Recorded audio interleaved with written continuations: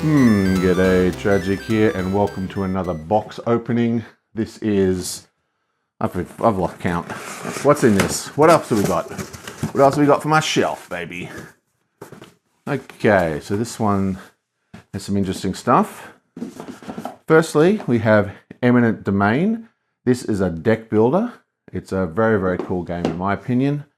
I don't really get to play this much. Deck builders really fell out of fashion with my game group. This is a space themed one.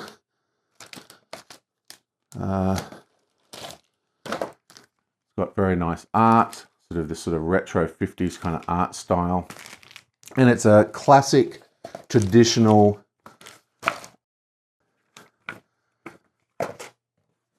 deck builder. So you build up your, got a picture on the back? Nope.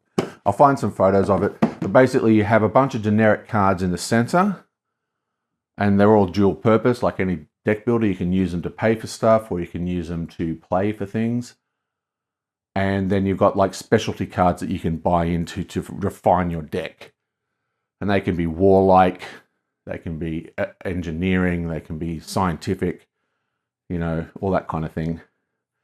And you basically explore planets. Anyway, this is an incredibly good deck builder. Very, very good. One of the best deck builders in my opinion. Okay, Cosmonauts. This is average kind of game. Basically, you launch ships from Earth and you've got to go around the universe, around the solar system and back. It's sort of to simulate a kind of space race sort of thing, but unfortunately it's not a particularly great game. It looks great. I actually made a custom rule set for this, which turns it into a pick up and deliver game, which I think plays a lot more fun for me. But you can find my variant rules on the Geek in the variants section.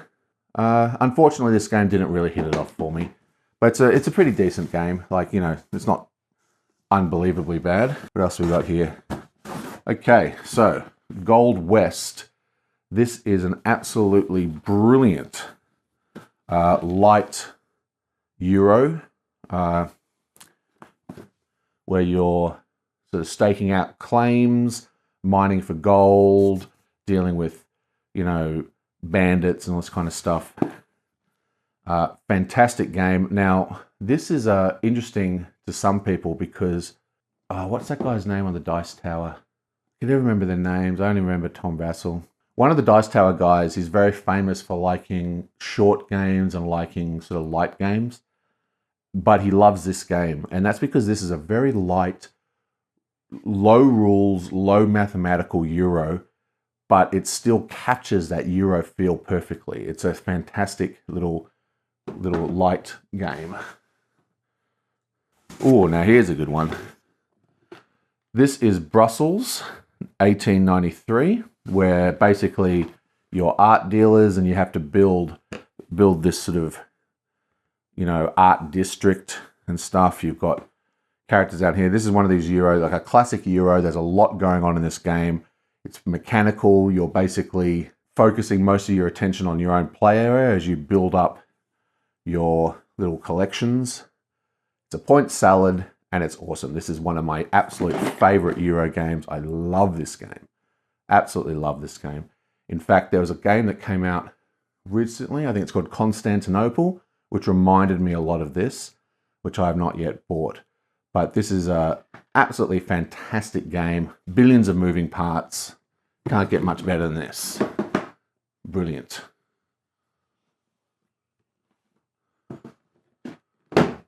What else we got? Luna, one of the lesser known Stefan Feld games. It's a very cool game. So, like all Stefan Feld games, lots of moving parts. You sort of got these little individual islands that are yours, and then you've got this sort of big track here, and you're basically sort of tribes worshipping the moon, and you have to earn points in which you gain influence over the general populace. Now, it's got a variable setup, like the little islands and stuff change the way the game plays each time. It's very tactical, very long term. So this is one of these games that has a lot of strategic play in it. So you can play this game multiple times and sort of not really get the game. It's one of those games that takes multiple plays to really get good turns, because your turn affects the future of the game a lot more. Like, it's very long-term planning. Excellent game though, very, very good. And finally, we have quite an interesting one. This is called Study in Emerald. Now, this is based on a Neil Gaiman story. It is done by Martin Wallace. Now, this is the first edition, the very rare edition.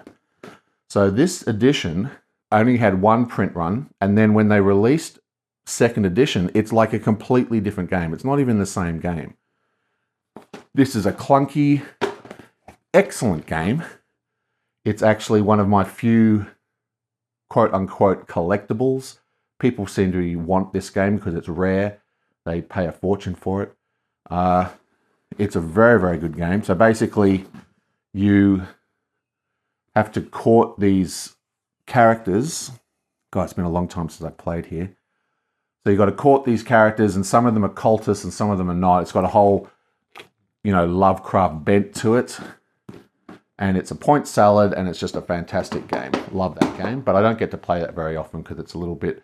The reason they redesigned it is because it is clunky as all hell.